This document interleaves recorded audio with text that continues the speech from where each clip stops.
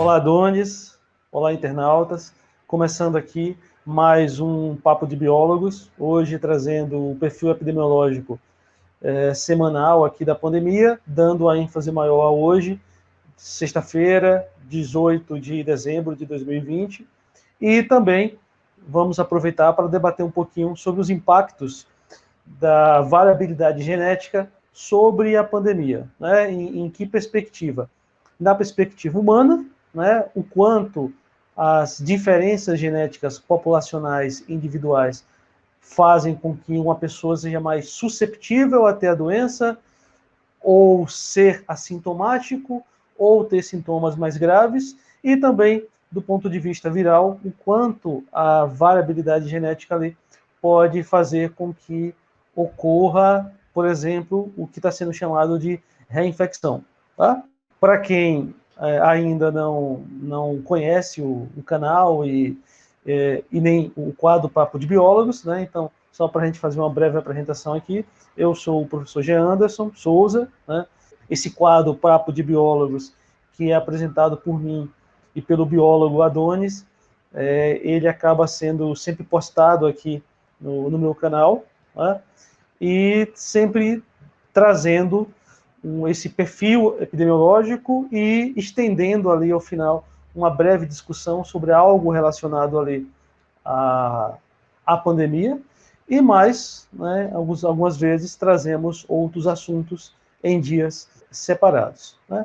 Como eu falei, nos dias em que nós trazemos o perfil epidemiológico, utilizando ali como base os dados públicos, seja a nível municipal, estadual ou na esfera federal, né? E quando necessário também confrontando ali com as informações trazidas pelas entidades internacionais, seja a nível de continente americano ou principalmente da OMS, né? A Adonis utiliza essas informações para subsidiar ali a construção de seus gráficos, onde quem já conhece sabe que ele dá uma ênfase ali a variações medianas do número de óbitos e de novos casos, comenta também sobre a questão das internações, principalmente aqui na região de Feira de Santana e mais Alagoinhas. Tá? E por isso, como a prioridade do programa de hoje é o perfil epidemiológico, nós iniciamos sempre com Adonis, para depois estendermos um pouquinho ali a discussão. Tá? Então, sendo assim, Adonis, mais uma vez, seja bem-vindo, e acredito que com esse novo momento da pandemia você tenha bastante informação aí para trazer, tá? Então, fica à vontade aí para iniciar o seu momento aí com os gráficos. Ansioso aqui, junto com os internautas, para a gente fazer essa atualização, tá? Fica à vontade, Adonis. Sim, Janderson, realmente, né? Vamos agora para os gráficos. E como a gente está vendo aí dos noticiários, a gente está tendo um aumento de novo da pandemia. Em muitos locais, um aumento maior do que foi no pico, além dos meses de junho, julho. E é realmente um momento bem particular e bem importante que a gente traga esses gráficos, né? Para informar as pessoas aqui da cidade de Alagoinhas e Feira de Santana, né? Então, vamos aqui para os gráficos com os dados mais atuais, que são os dados de hoje, dia 18 de dezembro. Então, agora, falando dos gráficos, sempre eu começo com aquelas informações, né? Por mais que seja repetitivo tratar disso em todo episódio, mas é importante trazer aqui a maneira como a gente interpreta o gráfico, para quem ainda não viu, né? Os episódios anteriores, saiba como que a gente trata aqui os dados desses gráficos. Então, utilizamos para comparação a média móvel, que trata-se da soma do número, óbitos ou novos casos dos últimos 7 dias dividido por 7. Comparamos a média móvel de hoje com a média móvel de 14 dias atrás. Fazendo essa comparação, chegamos a uma taxa percentual de quanto variou percentualmente essa média móvel, comparando essas duas datas, hoje e 14 dias atrás. Com esse dado percentual, eu enquadro em três categorias, que são queda, estabilidade ou aumento. Considera-se estabilidade quando não há uma alteração superior ou inferior a 15% na média móvel. Sendo essa alteração superior a 15%, tanto para mais quanto para menos, eu enquadro o resultado ou em queda ou em aumento. Então vamos agora para os gráficos. Bom, começando aqui por Feira de Santana, a gente teve aqui um quadro de estabilidade. Quando a gente comparou aqui o resultado mais recente de hoje, 18 de dezembro, com 14 dias atrás, nós vimos que essa média móvel ela aumentou 9,13%. Como esse aumento não foi superior a 15%, trata-se de um quadro de estabilidade. Agora, uma coisa que eu queria frisar aqui nesse gráfico de média móvel Feira de Santana é que atualmente nós estamos aqui com a média móvel maior do que foi no pico. No pico aqui do coronavírus, no mês de julho, nós tivemos aqui uma média móvel de 150 e alguma coisa. E agora aqui nesse novo pico, do que reflete essa segunda onda de contaminação, nós temos aqui uma média móvel na faixa de 170, 180 por aí. Então, nós temos hoje um quadro maior do que foi o pico no mês de julho. E isso certamente é algo preocupante. E o ideal é que fossem tomadas algumas medidas mais restritivas por conta da prefeitura, né? Para tentar barrar esse aumento ainda mais dessa curva. Então, agora falando aqui de novos óbitos em Feira de Santana, nós temos aqui um quadro de estabilidade, porque quando a gente compara a média móvel nas duas datas, chegamos a uma diminuição percentual de 14,5%. Como essa diminuição não foi superior a 15%, bom, então estamos em um quadro de estabilidade, mesmo estando muito próximo ali de ultrapassar a barreira dos 15%.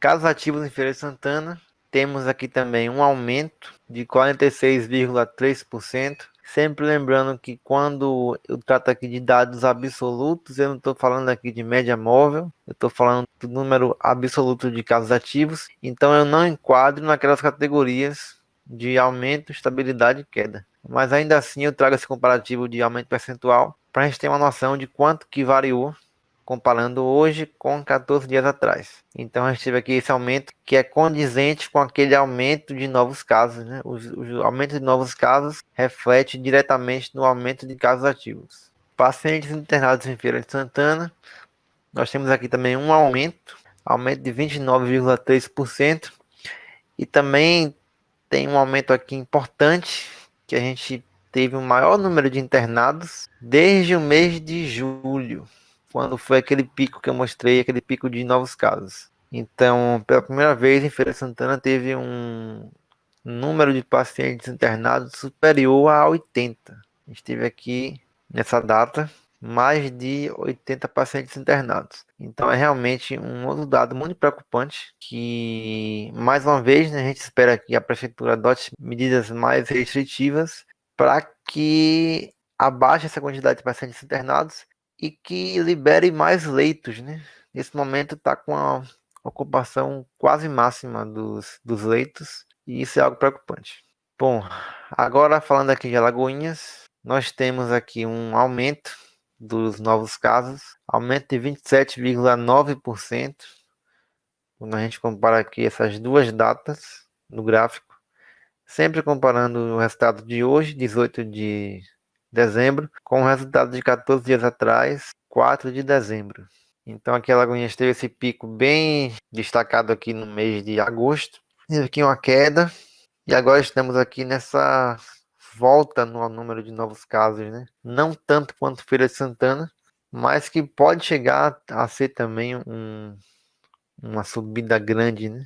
Que chegue aqui a esse patamar que foi o pico. Então é bom ficar atento aqui nesses dados de Alagoinhas. A população também tomar mais cuidados, né? Manter as medidas de uso de máscara, isolamento, para que esses novos casos não aumentem ainda mais e que não se reflitam futuramente em novas mortes e novos internamentos. Bom, a estabilidade do que diz respeito a novos óbitos em Alagoinhas, a gente comparando aqui o resultado de 14 dias atrás com o resultado de hoje, dia 18 de dezembro. Não chegou a variar a porcentagem, a gente teve ali dois números da média móvel que foram iguais, então não há que se falar em aumento percentual ou diminuição, ou não houve variação percentual. Então, casos ativos em Alagoinhas, nós tivemos aqui uma diminuição de 27,9%. Quando a gente compara o resultado de hoje com 14 dias atrás. Pacientes internados em Alagoinhas, tivemos aqui um aumento de 25%.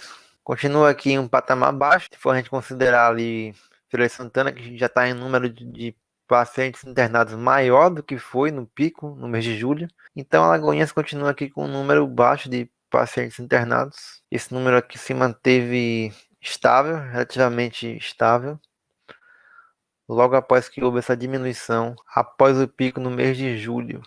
Agora aqui a tabelinha mostrando o comparativo de taxa de letalidade do coronavírus em Alagoinhas e Feira de Santana. Bom, eu trago aqui, considerando ou não teste rápido na estatística, o que reflete aqui a mudança das estratégias de testagem nas duas cidades. Alagoinhas testa mais com teste rápido, enquanto que Feira de Santana testa mais com o teste PCR.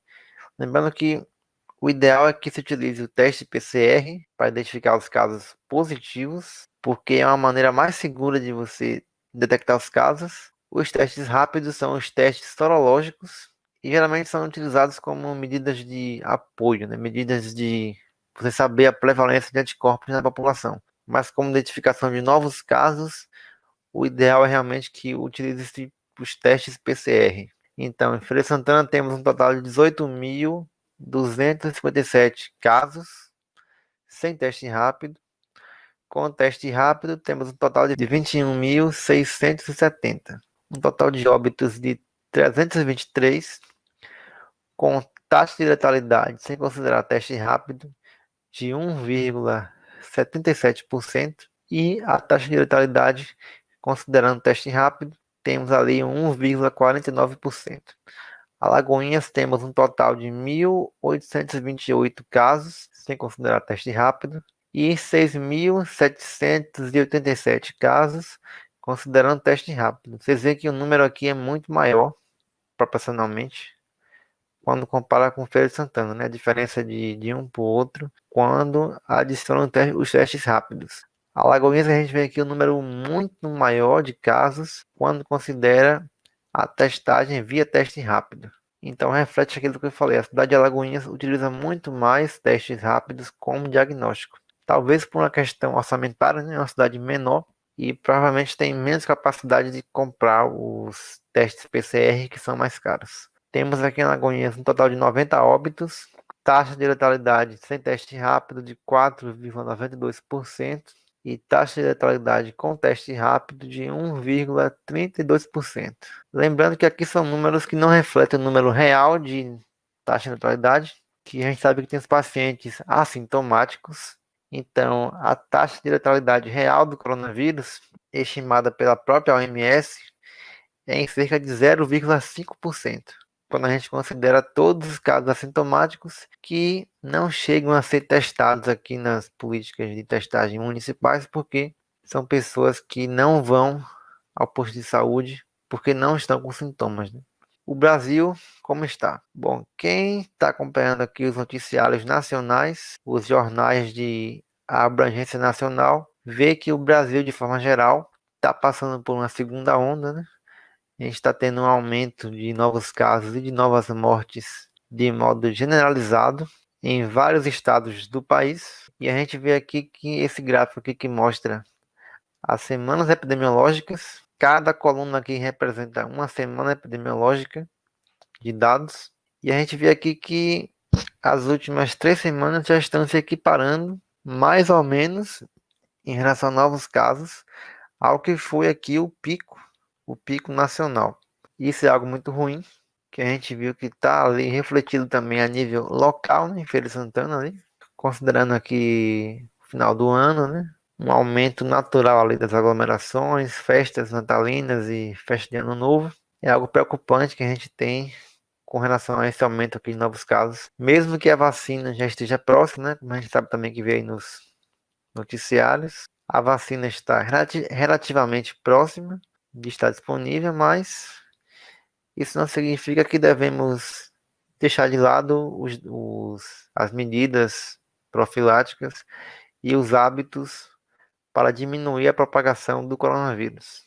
O Brasil, com relação a novos óbitos, novas mortes. Estamos também aqui em um aumento, depois de um longo período aqui de queda, está aumentando novamente. E a gente sabe que, infelizmente, a tendência é aumentar cada vez mais, porque as mortes levam certo tempo para aparecer depois que os novos casos começam a subir. Porque novos casos levam certo tempo até se refletir em novas mortes. Porque os pacientes passam ali cerca de 2 semanas, 3 semanas internados, né? Infelizmente, esse número aqui tende a continuar subindo. Bom, a gente finaliza agora a minha apresentação e vou chamar agora a Jean Anderson para a gente iniciar a segunda parte do programa.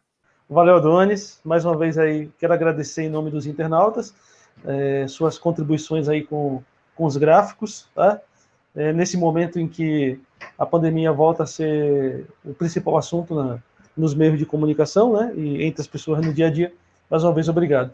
Vamos aproveitar e já partir para a segunda parte aí, que é discutir um pouquinho a influência da variabilidade genética sobre a pandemia, né?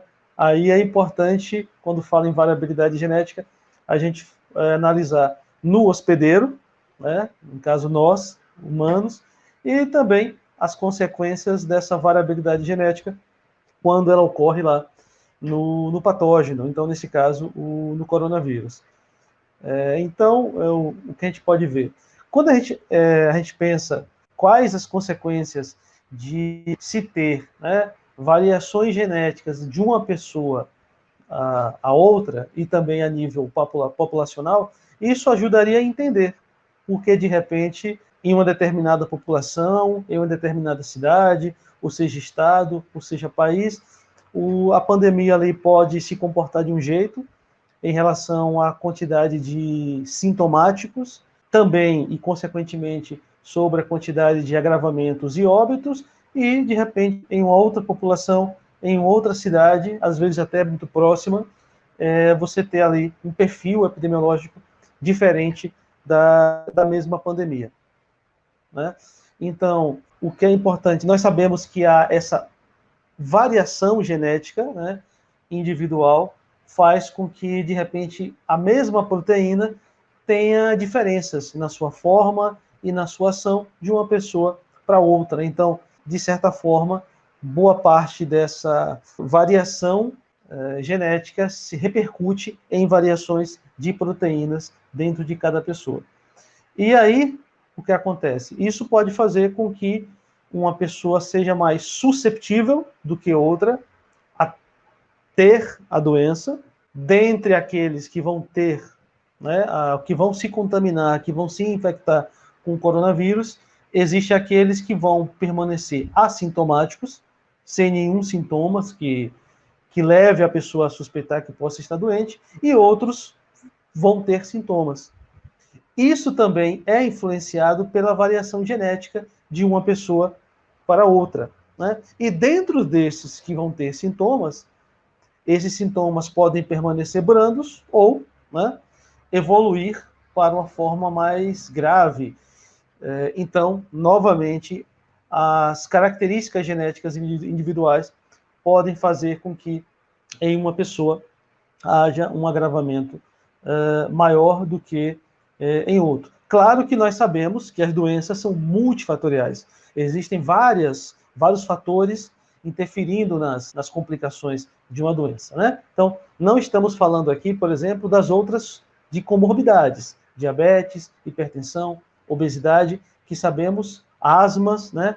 Problemas, cardiopatias, que também podem levar a complicações. Estamos falando aqui de um dos fatores que tem relação direta com o agravamento ou não da pandemia. Nesse caso aqui, estamos falando da variação genética, aquilo que muda a nível de DNA, de proteínas, de mim para Adonis e para vocês que estão assistindo. Então, essa variação genética pode fazer com que uma pessoa não tenha sintomas, outra tenha, e entre as que têm os sintomas, uns vão ter uma forma mais grave e podendo evoluir até para o internamento e óbito, outros podem ter uma forma mais branda, tá? Isso na perspectiva do hospedeiro, nós, que podemos ficar doentes pelo coronavírus.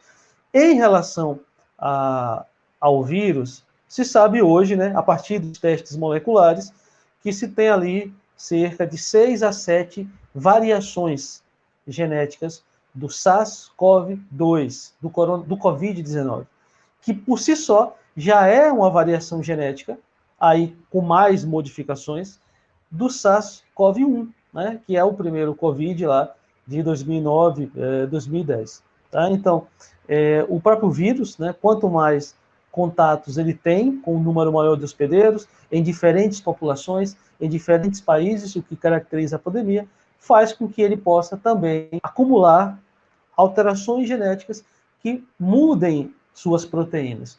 E a partir daí, qual seria essa implicação para o vírus? Tá? Então, veja bem, para o ser humano, uma diferença genética minha em relação a Donis e a vocês pode fazer com que algum de nós fique assintomáticos ou que tenhamos uma forma mais branda da doença ou até mesmo uma forma mais grave. Em relação ao vírus, você ter essa variação genética ali dentro do coronavírus pode fazer com que uma cepa seja mais patogênica, ou seja, tenha uma capacidade maior de provocar infecção, e uma outra seja mais virulenta, que seria uma capacidade de, ao provocar infecção, gerar sintomas mais graves. Então, isso também, né, diante de vários fatores que influenciam a pandemia, esse também é um fator importante. Então, tem populações aí que podem estar tendo contato com a variante um pouco mais patogênica, então a infecção lá vai ser mais ampla, mas talvez menos virulenta ou com sintomas menos graves do que outras cepas, de que outras variações do próprio coronavírus. Tá? Então, a variabilidade genética influencia e muito. E os estudos cada vez mais vão estar comprovando isso. Por quê? Porque esses estudos são baseados em dados moleculares, né? Quando se fala lá nos PCRs, quando se fala em análise de RNA, de DNA. Então, é que você passa a ter essas informações mais precisas. A tendência é que, à medida que o tempo passe, mais vamos entender o papel dessa variação genética, dessa variabilidade genética, em relação à doença. Né? Essa mesma variabilidade genética que nos influencia em relação a outras doenças. Né? As outras viroses também são assim. Né? De repente, 3 pessoas pegam a mesma virose, uma nem sintomas vai ter, a outra, no máximo, vai dar um espirro, e a terceira pessoa com a mesma virose vai ficar de cama ali uma semana e se ausentar do trabalho. O vírus era o mesmo. O que é que mudou? A variação genética de uma pessoa para outra. Né? Assim como nós respondemos de maneiras diferentes ao mesmo medicamento, respondemos de maneiras diferentes ao mesmo alimento, tá? Também acontece com a pandemia do coronavírus. Tá bom? Claro que é uma discussão muito técnica, né? E aqui estamos fazendo apenas como uma discussão estendida em cima de um programa cujo o mais importante é a questão do perfil epidemiológico que foi traçado por Adonis. Tá? Para passar rápido ali a fala para Adonis, lembrando que uma outra repercussão dessa variabilidade genética, de mudança genética no vírus, é a questão da reinfecção.